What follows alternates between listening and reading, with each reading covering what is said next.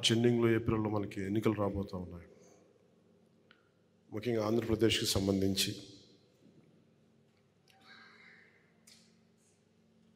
చాలా కష్టాల్లో కూరుకుపోయింది ఆంధ్రప్రదేశ్. ఈ 5 సంవత్సరాల్లో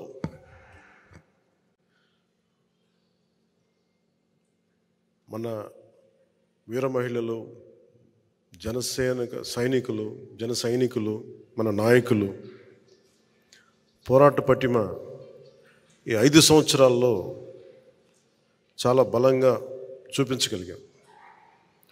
జనసేన అపరిమితమైన పోరాట బలం ఉన్న పార్టీ. ఆ పోరాట బలం 24లో రాజకీయ బలం కావాలి. ఆ దిశగా మనం అడుగులేస్తూ ఉన్నాం.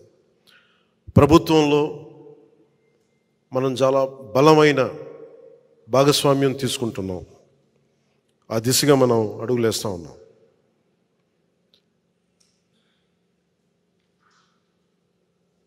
ప్రత్యేకించి ఇక్కడ మనకి ముఖ్యంగా జనసేన ప్రస్థానం గురించి మాట్లాడుకుందాం. ఒక దశాబ్దం పార్టీని చాలా సమర్థవంతంగా నడుపుతున్నాం. నేను ఏ ప్రాతిపాదికన మనం ఆలోచిస్తున్నాం అంటే, కేవలం ఒక్క రిపబ్లిక్ డే రోజున మనం భారతదేశ గణతంత్ర వ్యవస్థ చాలా కష్ట నష్టాలతో, చాలా త్యాగాలతో వచ్చిన గణతంత్రం అది. మన కాన్స్టిట్యూషన్ కానీ, భారత్ రిపబ్లిక్ కానీ, ఎక్కడ కూడా కాన్స్టిట్యూషనల్ స్ఫూర్తి పోకుండా, రాజ్యాంగ స్ఫూర్తి కోల్పోకుండా, కులాల మధ్య, ప్రాంతాల మధ్య, మతాల మధ్య సమైక్యత ఉండేలా, సఖ్యత ఉండేలాగా పబ్లిక్ పాలసీ అనేది ఉండాలి. నాయకులు కూడా ఆ దిశగానే మాట్లాడాలి. నిన్న ముఖ్యంగా అమలాపురం నుంచి కొంతమంది పాస్టర్ సోదరులు వచ్చారు. నన్ను అడిగింది, మీరు కూర్చోబెట్టి బీజేపీతో ఉంటారు కాబట్టి మీరు మైనారిటీలను ఎలా చూస్తారని మాట్లాడుతూ ఉంటే, వారికి స్వయంగా ఒకటే చెప్పాను. నేను అన్ని మతాలని చాలా సమానంగా గౌరవించేవాడిని. అన్ని మతాలను.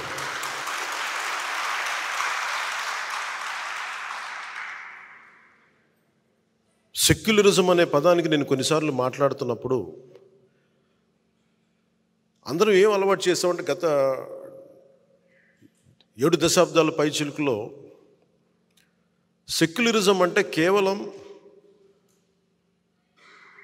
ముస్లిం మనోభావాలు దెబ్బతింటేనే మాట్లాడాలి, క్రైస్తవుల మనోభావాలు దెబ్బతింటే మాట్లాడాలి, హిందువుల మనోభావాలు దెబ్బతింటే మాట్లాడకపోవటమే సెక్యులరిజం అనే ఒక రాంగ్ డెఫినేషన్ తీసుకున్నాం.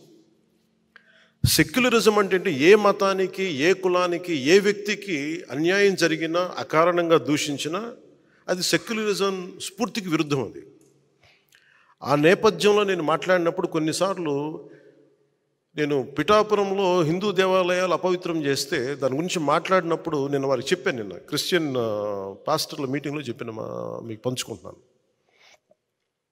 అది నేను చెప్పింది ఏంటంటే, ఇది నేను హిందూ దేవాలయాల గురించి, అపవిత్రత గురించి మాట్లాడుతున్నప్పుడు, ప్రభుత్వం చర్యలు తీసుకున్నప్పుడు నేను ఇది దోషులను పట్టుకోండి అంటే నేను హిందూ మతాన్ని వెనకేసుకు రావడం కాదు, ఒక అపవిత్రం చేసిన వ్యక్తుల్ని శిక్షించమని అర్థం. అలాగే ఒక చర్చి మీద దాడులు జరిగితే మొట్టమొదటగా స్పందించేది జనసేన, పవన్ కళ్యాణ్ అవుతారు. నేను వారికి చెప్పింది ఏంటంటే, నిజంగా నేను గౌరవం చూపించాలి.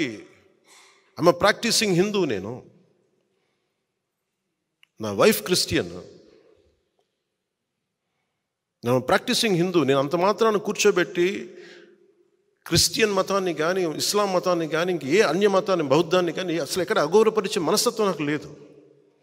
అందుకని మన నాయకులు చాలామంది చూస్తాను, నేను ఎక్కడో నమాజ్ వినిపిస్తూ ఉంటే చాలా సందర్భాల్లో నేను స్పీచ్ని ఆపేసిన సందర్భాలు ఉన్నాయి. నాకు గౌరవం అలా చూపిస్తాను. కాకపోతే ఓట్ల కోసం నేను మతాన్ని వాడను. ఓట్ల కోసం ఆ మతాన్ని, ఎందుకంటే ఎంతమంది చనిపోయారో నాకు తెలుసు. మన రాజ్యాంగాన్ని, భారత రాజ్యాంగం అనే ఒక రూపుదిద్దటానికి ఎంతమంది చనిపోయారు. ఇండియన్ రిపబ్లిక్, భారత్ రిపబ్లిక్ని స్థాపించడానికి ఎన్ని లక్షల మంది చనిపోయారు. సో ఈ పరిస్థితులన్నింటిని దృష్టిలో పెట్టుకుని చాలా చాలా బాధ్యతగా మాట్లాడతాను. ముఖ్యంగా ఈ రిపబ్లిక్ డే రోజున క్రైస్తవ సోదరులకి, సోదరీమణులందరికీ కూడా జనసేన కేంద్ర కార్యాలయం నుంచి మాటిస్తున్నాను. మీకు బంగారు భవిష్యత్తు ఉండేలాగా మీకు అండగా నిలబడతాను ఈ రిపబ్లిక్ డే రోజున మీకు మనస్ఫూర్తిగా తెలియజేసుకుంటాను. అలాగే ఇస్లాం పాటించే మన సాటి భారతీయులందరికీ కూడా ప్రపంచంలో ఎక్కడా లేనంత సహృదయత మన భారతదేశ సమాజంలో ఉన్నాయి. మీకు చిన్నపాటి నష్టం వచ్చినా, కష్టం వచ్చినా, ఆర్థికపరమైన ఇబ్బందులు వచ్చినా ఈ దశాబ్దం కాలం పాటు మేము మీకు చాలా అండగా నిలబడ్డాం. మొన్న ఒకరు మాట్లాడుతూ, నువ్వు రామాలయానికి మీరు 30 లక్షలు ఇచ్చారు, మీరు హిందూ పక్షపాతిలాగా అని మాట్లాడితే నేను చెప్పాను, నేను 25 లక్షలు మన మస్జిద్లు కూడా ఇచ్చిన ఆ విషయం ఎందుకు మర్చిపోయారు మీరు అని. మీరు ఈ మాట మాట్లాడితే ఈ మాట కూడా గుర్తు చేసుకోవాలి కదా. అలా కాదు, నేను కూర్చోది, అది నా ధర్మం, అది నా ధర్మాన్ని నేను గౌరవిస్తాను. ఇస్లాం మతాన్ని సంపూర్ణంగా గౌరవిస్తాను. నేను దాన్ని, నా మతాన్ని నేను ఆరాధిస్తాను. ఇస్లాం మతాన్ని సంపూర్ణంగా నేను గౌరవిస్తాను. నిన్న నా తెలిసిన జానీ మాస్టర్ ఆయన నాకు ప్రతిసారి నాకు ఖురాన్ ఇచ్చిన, బైబిల్ ఇచ్చిన చెప్పులు పక్కన పెట్టి మరీ తీసుకుంటాను, దాన్ని కళ్ళకద్దుకుంటాను. ఎందుకంటే భారతదేశంలో మనం మత సమైక్యత, మతం మనందరం ఐక్యత ఉండడం చాలా చాలా అవసరం. ఈరోజు నా అభిమానులు అందరూ కూడా అన్ని భిన్నమైన మతాల నుంచి, భిన్నమైన కులాల నుంచి ఉన్నారు నా అభిమానులు. నా ఇంట్లోనే నా భార్య క్రిస్టియానిటీ ప్రాక్టీస్ చేస్తుంటాం. క్రిస్మస్ జరుపుకుంటాం మా ఇంట్లో. కానీ ఇప్పుడు నా ఇంట్లో పూజ కూడా జరుగుద్ది, రోజు దైనందిక పూజ కూడా జరుగుద్ది. నా సెక్యూరిటీలో అత్యధిక భాగం ఇస్లాం మతానికి చెందిన వాళ్ళు. వారి పండగ వచ్చినప్పుడు, రంజాన్ వచ్చినప్పుడు వారికి నేను అండగా ఉంటాను. ప్రతి ఒక్కరికి నేను అండగా ఉంటాను. నేను అలాగే పోయినసారి 10 లక్షలు ఎందుకు ఇచ్చానంటే, ముఖ్యంగా ఈ మద్రాసాల్లో పిల్లలు చదువుకోవడానికి, వాళ్ళకి ఏదైనా అవసరాలకి 10 లక్షలు నేను ఇచ్చాను. నేను ఎప్పుడు, నేను కొన్నిసార్లు ఇప్పుడు తెలియజేశాను, ఈసారి ప్రతి సంవత్సరం తెలియచేయను, నేను అంతే సైలెంట్గా చేసుకుని వెళ్ళిపోతుంటాను. నేను దీన్ని స్వార్థ రాజకీయ లబ్ధి కోసం, రాజకీయ ప్రయోజనాల కోసం వాడే వ్యక్తిని కాదు. నేను ఎవరైనా సరే కూర్చోబెట్టి మత ప్రాతిపాదికన ఓటింగ్ కోసం నేను కన్వీనియంట్గా మాట్లాడే వ్యక్తిని కాదు. ప్యూరెస్ట్ సెక్యులరిస్ట్ అనేవాడు, పరిపూర్ణమైన లౌకికవాది నాలాగే మాట్లాడతాడు.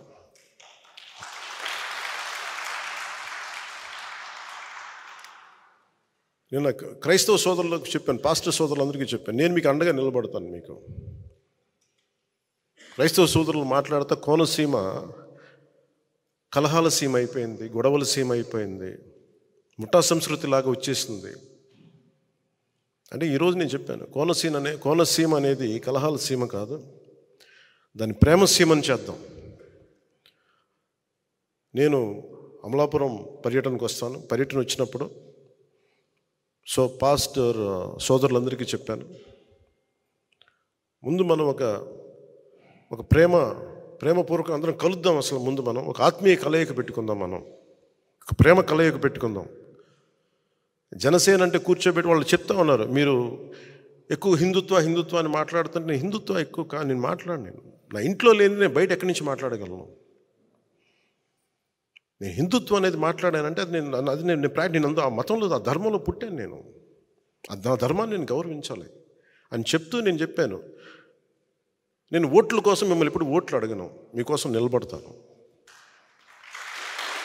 మీరు నాకు ఓట్లు వేసినా ఏగిపోయినా, మీకు కష్టం వచ్చినప్పుడు జనసేన పవన్ కళ్యాణ్ అనే వ్యక్తి మీకు ఎప్పుడు అండగా ఉంటారు. అలాగే రేపొద్దు నేను అమలాపురంకి వచ్చినప్పుడు నేను ముందుగా మన క్రిస్టియన్ పాస్టర్ సోదరులతోటి, సోదరిమణులతోటి ముందు మీతోటి ఒక సంపూర్ణంగా ఒక రోజు గడిపి నా కమిట్మెంట్ మీకు తెలియజేసుకుంటాను, నా ప్రేమ మీకు తెలియజేస్తాను. ఇదంతా నేను ఓట్ల కోసం చేయట్లేదు. నేను ఎలాంటి వ్యక్తిని నా వ్యక్తిత్వం చూపించడానికి మీకు తెలియజేస్తాను. వారికి ఒకటే చెప్పాను. నేను బైబిల్ సూక్తిని చాలా చిన్నప్పుడు నాకు ఇమాన్యుయల్ టీచర్ అని ఆవిడ చెప్పిన మాట నాకు గుర్తుండిపోయింది. నన్ను చాలా దగ్గర తీసుకున్నారు. ఆవిడ చనిపోయారు, స్వర్గస్థులయ్యారు చాలా కాలం క్రితం. తనను తను తగ్గించుకున్నవాడు హెచ్చింపబడును అనే ఒక్క వాక్యం నాకు మహావాక్యం అయిపోయింది. ఒక్కోసారి అదే నాకు శాపం కూడా అయిపోయింది. నేను ఎప్పుడు తగ్గించుకుంటాను, సహాయం చేసి కూడా తగ్గించుకుంటాను. అది నాకు బైబిల్ తాలూకు ఆ మహావాక్యం ఒకసారి నన్ను తగ్గించేస్తాయి. నేనేమనుకుంటానంటే, నేను భగవంతుడి వాక్యాన్ని నేను విన్నాను, చూసేవాళ్ళకి అది మరీ నన్ను నేను చంపేసుకున్నట్టుగా ఉంది, తగ్గించేసుకున్నట్టుగా ఉంది అని నేను ఒకసారి అనుకున్నప్పుడు, ఎప్పుడు నాకు భగవంతుడు అండగా ఉన్నాడు. దాన్ని క్రైస్తవుని పిలవండి, అల్లా అని పిలవండి, లేదంటే ఈశ్వరుని పిలవండి, రామాని పిలవండి, జగన్మాత అని పిలవండి. ఆ సుప్రీం ఫోర్స్కి అది నిరాకారం. ఆ భగవతత్వం నన్ను ఎప్పుడు కాపాడింది.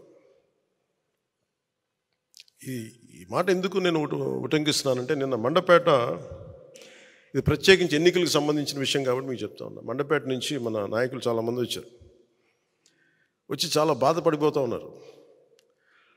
మనం పొత్తులో ఉండి మన చంద్రబాబు గారు ఇట్లా అనౌన్స్ చేశారు, మండపేట సీటు మనకి చెప్పాలి కదా అది అని అంటే, ఖచ్చితంగా అది సరైన విధానంలో చెప్పలేదు. ఖచ్చితంగా అంత మీకు ఏకీపిస్తున్నాను. చాలా ఇబ్బంది పడ్డారు అందరూ. మనకి మండపేట లాంటి నియోజకవర్గంలో పోయినసారే ఒక 18% ఓటు ఉంది.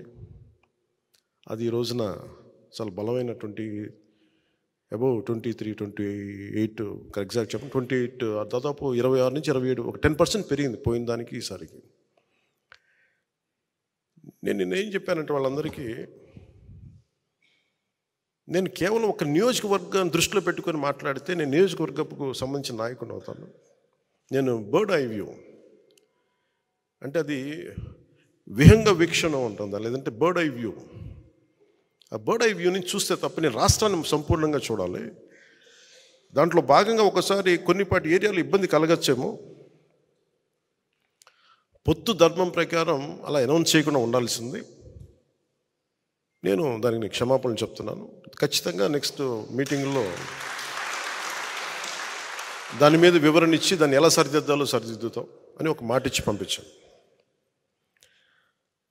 అలాగే వాళ్ళు అన్నది కూడా ఏంటంటే, మన నాయకులు కూడా ఇప్పటికీ 2 సీట్లు అనౌన్స్ చేశారు, మరి ఇది పొత్తు ధర్మమేనా నన్ను అడిగితే అట్లా కొన్ని ప్రత్యేక పరిస్థితులు ఉంటాయి, వాళ్ళు కూడా మనం అర్థం చేసుకోవాలి కదా. 4 దశాబ్దాలు సుదీర్ఘ అనుభవం ఉన్న వ్యక్తులు, ఒంటరిగా వాళ్ళ సొంత పార్టీ నడిపిన వ్యక్తులు. ఒక్కోసారి ఎట్లా ఉంటుందంటే, పొత్తు ఆ సైజు వ్యక్తులకి ఒక ఇరుకు చొక్క అథారిటీకి దారేదులో చెప్తూ ఉంటాం. ఒక బలమైన వ్యక్తికి సరిపోయిన కోటేస్తే కొంచెం ఇరుగ్గా ఉంటుంది కదా, టైట్గా ఉంటుంది. అలాగే ఒకసారి పొత్తు ఆ స్థాయి నాయకులకి చాలా ఇబ్బందిగా ఉంటుంది ఒక్కోసారి. కానీ వాస్తవాలు వేరుంటాయి, క్షేత్రస్థాయి పరిస్థితులు వేరుగా ఉంటాయి. అందుకని ఒక్కోసారి అనుభవం ఒకసారి గబుక్కుని ఒక మాట అన్నిస్తుంది. లోకేష్ గారు ఆ రోజు మా నాన్నగారు ముఖ్యమంత్రి ఎన్ని అన్నా కానీ ఇవన్నీ నేను ఎందుకు దాన్ని పెద్ద మనసుతో వదిలేస్తానంటే, ఒక పార్టీని 3 దశాబ్దాలు నడిపి 3 సార్లు ముఖ్యమంత్రులుగా ఉండి అలాంటి కుటుంబం నుంచి వచ్చిన వ్యక్తులు సహజంగా గబుక్కుని ఒక మాట వచ్చేస్తుంది.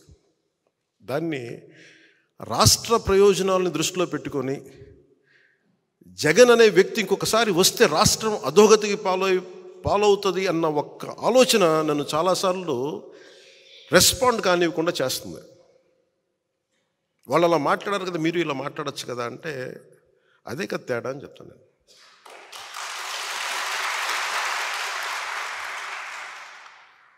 అంటే నేను చాలా ఆలోచించి, ఎందుకంటే ఒక పొత్తుని ఇబ్బందిగా గురి చేసి ఒక మాట మాట్లాడడం చాలా తేలిక. నేను అది ఈ రోజున మాటిస్తున్నాను. రిపబ్లిక్ డే రోజున ఎన్ని విపత్కరమైన పరిస్థితులు వచ్చినా జగన్ నడిపే ఈ ప్రభుత్వం 24లో మనకి కనిపించకూడదు.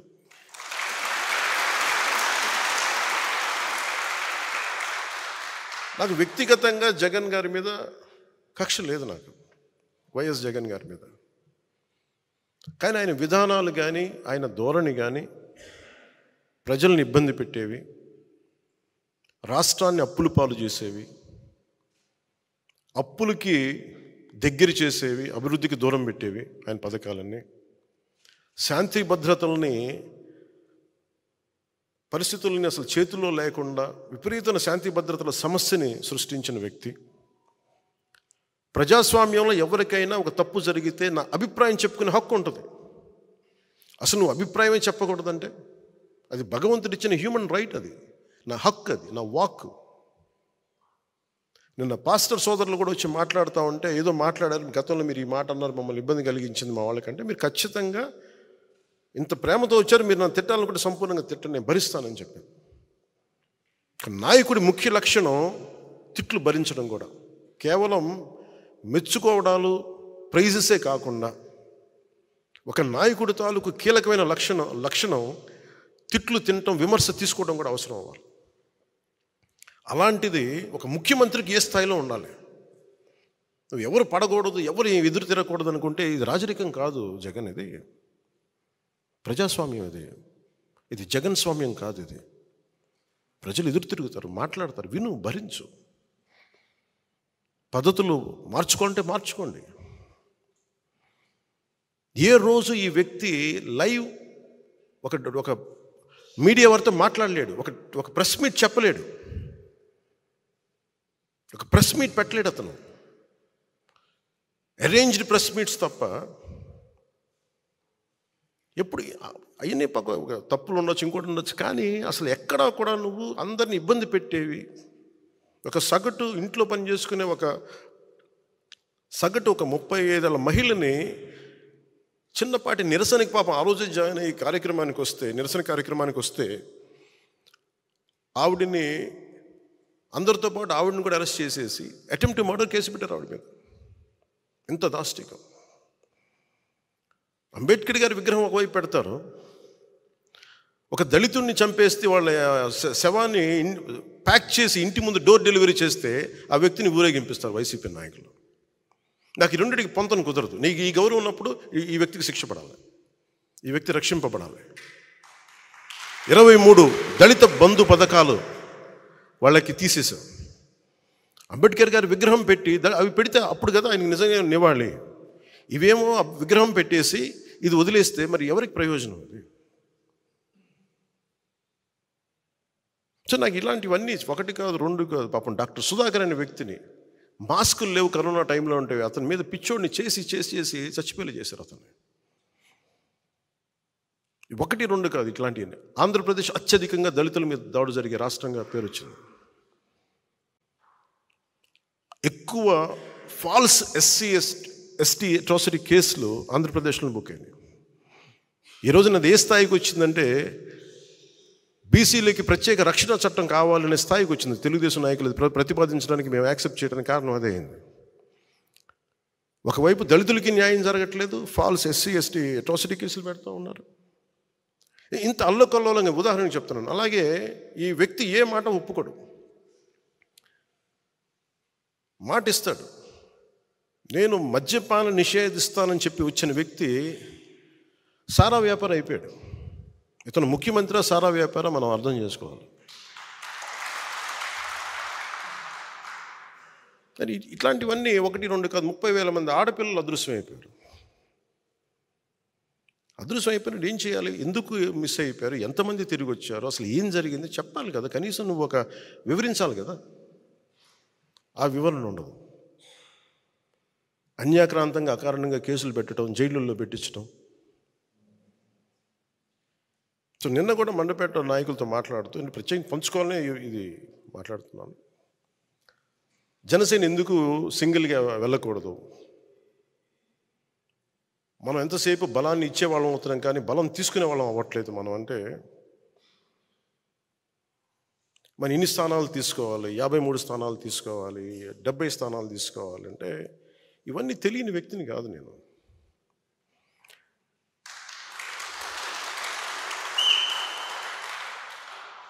మనోడికి అసలు ప్రాక్టికాలిటీ తెలియదు, వీధుల్లో తిరగడు కాబట్టి, జనంతో తిరగడు కాబట్టి అసలు మనం ఏమనుకుంటామో తెలియదు. మీరు ఏమనుకోకపోతే తెలియకపోతే నేను రాజకీయాల్లోకి ఎందుకు వస్తాను?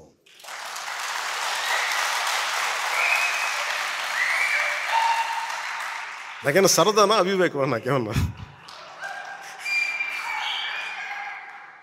జనసేన వచ్చింది కూడా రాష్ట్ర విభజన, ఒక్క నాయకుడు మాట్లాడట్లా. ఆంధ్రప్రదేశ్కి జరిగిన అన్యాయానికి, లేదంటే రాష్ట్ర విభజన ఇలా చేయకూడదు, ప్రజల మధ్య ఇలా చిచ్చు పెట్టకూడదు, విభజన జరగాలంటే చాలా సైంటిఫిక్గా జరగాలి అని ఒక పద్ధతి తీరు లేదు. ద్వేషంతో విడిపోవడం కష్టం, తేలిక. ఇద్దరు వ్యక్తుల్ని కలపడం చాలా కష్టం, ఇద్దరు వ్యక్తులను విడగొట్టడం చాలా తేలిక. ఒక కట్టడాన్ని నిర్మించడం కష్టం, ఒక కట్టడాన్ని కూల్చడం ఒక లెస్ దెన్ 24 seconds చాలు. అందుకే నేను ఎప్పుడు నిర్మాణాన్ని ఇష్టపడతాను, విధ్వంసాన్ని ఇష్టపడను. అందుకే నా పద్ధతులు ఒకసారి ఇబ్బందిగా ఉంటాయి. గొడవలు పెట్టి నేను అంత ఈజీగా గొడవలు పెట్టుకోను. కష్ట నష్టాలు తెలుసు.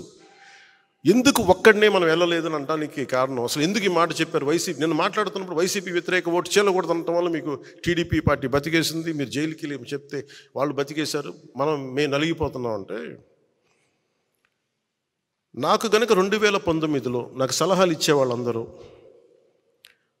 నేను 153 స్థానాల్లో పోటీ చేయించాం.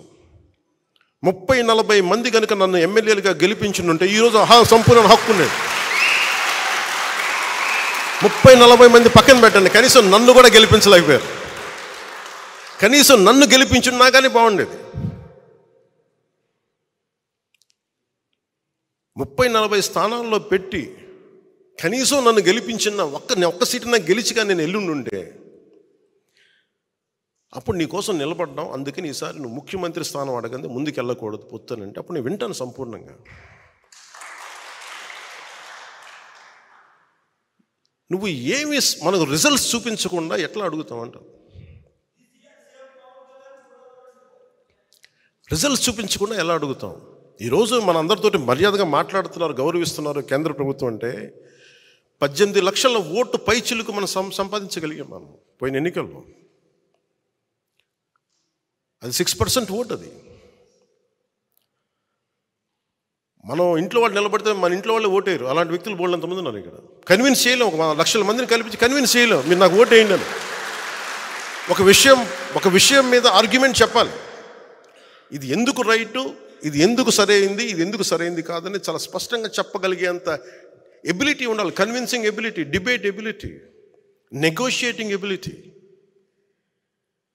నేను దశాబ్దం పాటు నలిగి అవమానాలు పడి పిచ్చిగా మాట్లాడుతున్నా, అన్నీ దేనికి భరిస్తాం? ఇవన్నీ ప్రజలు బాగుండాలి మనకి.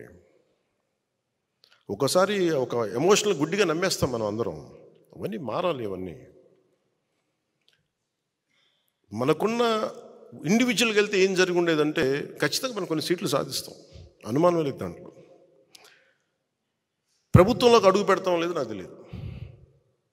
నేను పోయినసారి జరిగిన దీని పరాభవం అనండి, దెబ్బనండి, ఓటమి అనండి, అది నన్ను చాలా ఆలోచన తీరు మార్చుకునేలా చేసింది నన్ను.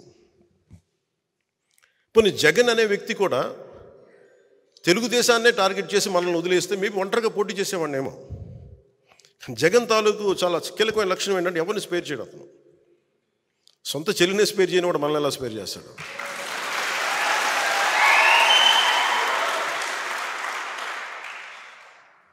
అతనికి ఈరోజు నా వైసీపీ నాయకులు కూడా చెప్తున్నా, ఊరంతా శత్రువులు పెట్టుకున్న వ్యక్తి నాయకత్వంలో పనిచేస్తూ ఉన్నారు, జాగ్రత్త.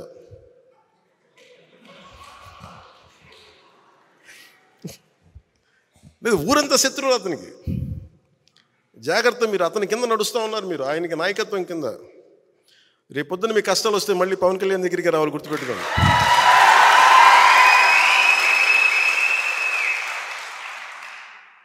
మనస్ఫూర్తిగా మమ్మల్ని అందరినీ ఏదో ఒకలా మేము చూసుకుంటాం బాగా. ఎందుకంటే నాకు చాలా పెద్ద మనసు. ఎందుకు పెద్ద మనసు అంటే,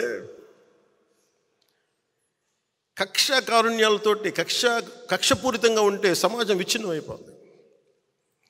మొన్న అడుగుతా ఉన్నారు, మీరు అలా చేశారు, ఇలా చేశారు, వాళ్ళు తిట్టారు, ఇలా తిట్టారంటే, నన్ను తిట్టింది ఎవరయ్యా అని అడిగారు. నన్ను వీధి కుక్క అని తిట్టిన వాళ్ళు కూడా ఉన్నారు. నన్ను అవి ఎందుకు భరించి ముందుకు వెళ్తాం? నన్ను పచ్చిబూతులు తిట్టిన వాళ్ళు క్షమించడం అనేది మానవ ధర్మం కదా అంటారు. ఉన్నత స్థాయి వ్యక్తిత్వంలో ఎవడైనా సరే క్షమించడం అనేది చాలా గొప్ప గుణం. అది నేను నేర్చుకున్నాను. ఎవరి దగ్గర నుంచి నేర్చుకోవాలో? నెల్సన్ మండేలా దగ్గర నుంచి నేర్చుకున్నాను. చాలాసార్లు మీరు తిట్టిన వాళ్ళతో మాట్లాడతారు, గౌరవిస్తారు, నమస్కారాలు పెడతారంటే నేను ఒకటే చెప్పాను. నెల్సన్ మండేలాని శ్వేత జాతీయులు 2 దశాబ్దాల పాటు జైల్లో పెట్టి, రాబిన్ ఐలాండ్లో జైల్లో పెట్టి, చిన్నపాటి సెల్లో పెడితే అతను విప్లవకారుడు. ఒకప్పుడు జైల్లోకి వెళ్ళిపోయి అతను ఇన్విక్టస్ అనే ఒక పద్యం చదువు, అదే ఒక ప్రేరణ అయ్యి దాన్ని 5-6 వాక్యాలను చదువుకుంటూ 22 దశాబ్దాలు బతికేసి ప్రతిరోజు అతను అవమానపరిచే శ్వేత జాతీయులు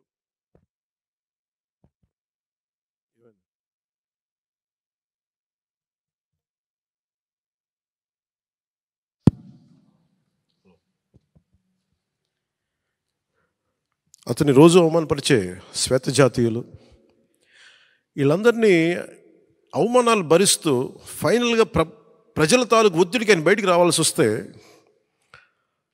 ఎవరైతే ఆయన హింసించారో, అవమానం చేశారో, ఆయన మీద మూత్ర విసర్జన చేసిన వాళ్ళని కూడా ఆయన భరించాడు.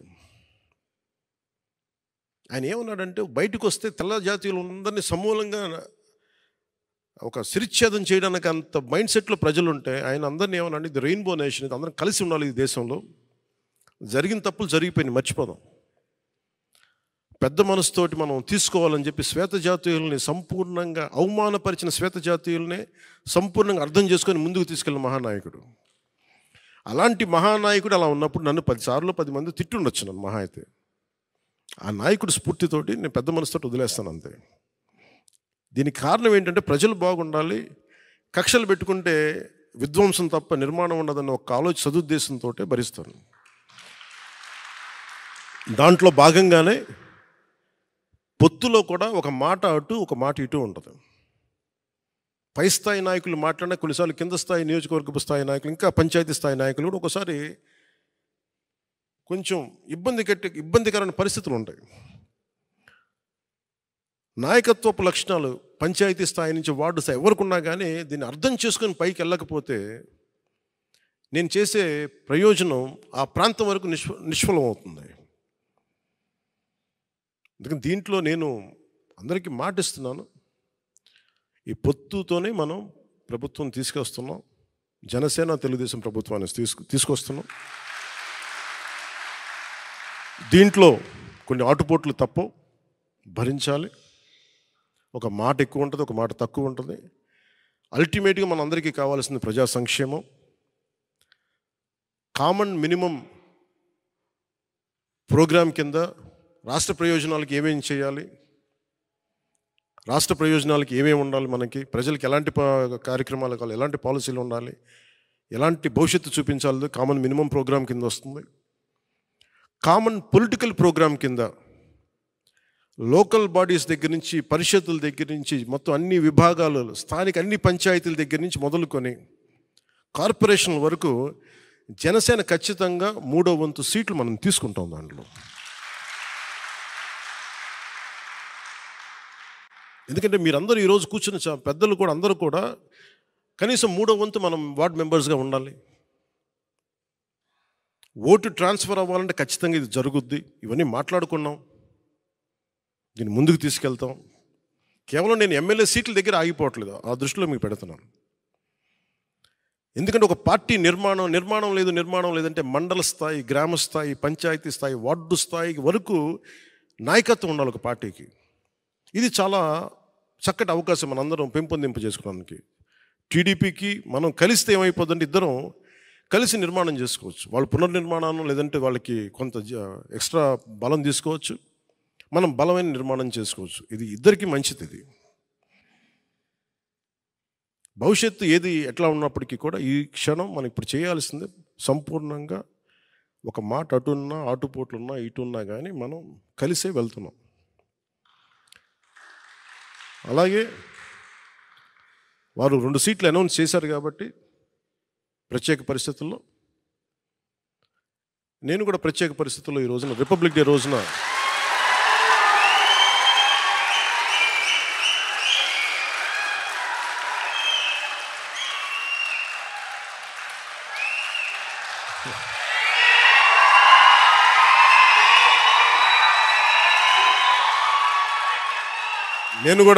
ప్రత్యేక పరిస్థితుల్లో వాళ్ళు 2 సీట్లు అనౌన్స్ చేశారు కాబట్టి నేను కూడా 2 సీట్లు అనౌన్స్ చేస్తున్నాను ఈ రోజున.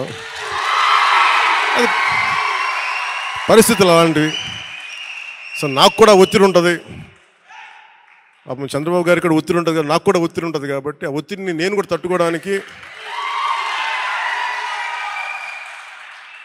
రిపబ్లిక్ డే రోజున నాకు R అక్షరం బాగుందనిపించింది. రిపబ్లిక్ డే RRR లాగా రిపబ్లిక్ డే రోజున రాజోలు రాజానగరం సీట్లు నేను అనౌన్స్ చేస్తాను. సో ఈ రిపబ్లిక్ డే రోజున అందరం బాగుండాలి, అద్భుతాలు జరగాలి మనస్ఫూర్తిగా కోరుకుంటూ, రాష్ట్ర ప్రజలకి బంగారు భవిష్యత్తు జనసేన తెలుగుదేశం ప్రభుత్వం ఇస్తాయని మనస్ఫూర్తిగా కోరుకుంటూ, ఈ పర్యాయం నన్ను నమ్మండి, వ్యూహం నాకు వదిలేయండి. ఏ వ్యూహం వేసినా నన్ను సంపూర్ణంగా నమ్మండి. నేను విహంగ వీక్షణం చేస్తాను, మీరు నన్ను నమ్మండి. నాకు దశాబ్దం అడగట్లా, ఈ ఎన్నికలు దాటనివ్వండి, 5 సంవత్సరాలు టైం ఇవ్వండి. నాకు మీ గౌరవానికి ఏమాత్రం భంగం వాటిల్లకుండా మన నాయకులకి ప్రతి ఒక్కరికి గుర్తించే బాధ్యత నేను సంపూర్ణంగా తీసుకుంటాను. ఈసారి కలిసి పనిచేద్దాం. ఎప్పుడు విడిపోయి మనం పలచన పడిపోయాం. ఈసారి కలిసి ఉందాం, చిక్కగా ఉందాం. అలాగే భారతరత్న అవార్డు వచ్చిన కర్పూరి ఠాకూర్ గారికి ప్రత్యేకంగా నా అభినందనలు తెలియజేసుకుంటూ, పద్మవిభూషణ్ అవార్డు వచ్చిన శ్రీ వెంకయ్య నాయుడు గారికి, ఉపరాష్ట్రపతి శ్రీ వెంకయ్య నాయుడు గారికి, అలాగే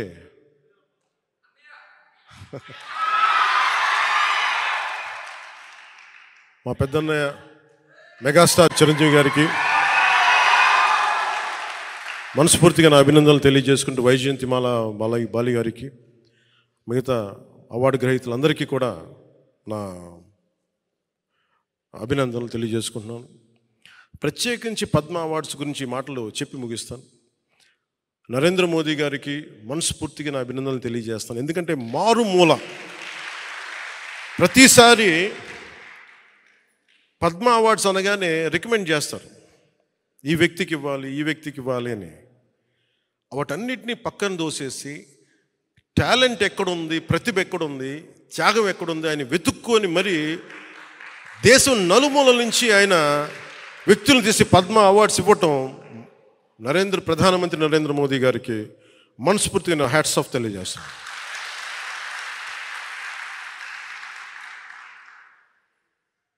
ఆయన ప్రధానమంత్రి గారు కాకముందు నుంచి ఆయన ప్రధానమంత్రి అయ్యారు. ఆయన గుర్తించాను, భవిష్యత్తుకి భారతదేశానికి ఇలాంటి నాయకుడు కావాలని. అలాంటి ప్రధానమంత్రి గారికి రిపబ్లిక్ డే దినోత్సవం రోజున అభినందనలు తెలియజేసుకుంటూ, భారతీయ జనతా పార్టీ నాయకులందరికీ, రాష్ట్ర నాయకులందరికీ, తెలంగాణ ఆంధ్రప్రదేశ్ రాష్ట్ర నాయకులందరికీ, కేంద్ర మంత్రివర్గానికి, భారతీయ జనతా పార్టీ నాయకులందరికీ, పెద్దలు అమిత్ షా గారికి, నరేంద్ర మోదీ గారికి, నడ్డా గారికి, ప్రతి ఒక్కరికి పేరు పేరున అభినందనలు, నా హృదయపూర్వక నమస్కారాలు తెలియజేసుకుంటూ సెలవు తీసుకున్నాను. జై జనసేన, జై హింద్.